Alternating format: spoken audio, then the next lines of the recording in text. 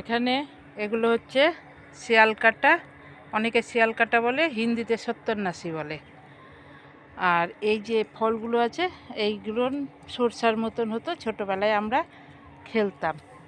এই গাছ যখন ছোট থাকে, মানে কচি অবস্থায়, ফুল ফল কিছু হবে না, সেই সময় এর যে ডাঁটাটা আছে সেটা সবজি হিসেবে খাওয়া যায়, খুব উপকারী সবজি হিসেবে। আর এখন তো পেকে গেছে, এখন খাওয়া যাবে না, কারণ ডাঁটাটাও কচি নাই আর পেকে গেছে।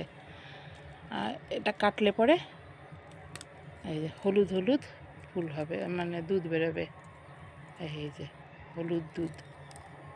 এটা চর্মরোগের পক্ষে এর ডাঁটাটা বলে খুব উপকারী, আমরা ছোটোবেলায় খেয়েছি।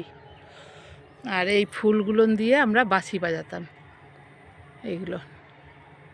এইগুলো দেখলে সেই ছোটোবেলার স্মৃতিগুলো মনে পড়ে। এখনও ফলটা পাকেনি, পাকলে পরে এটা হলুদ সর্ষের মতন বেরোয়, বলে শিয়াল কাটা বলে, সরষার সঙ্গে মিশিয়ে এটাই ভেজাল মানে তেল তৈরি করে।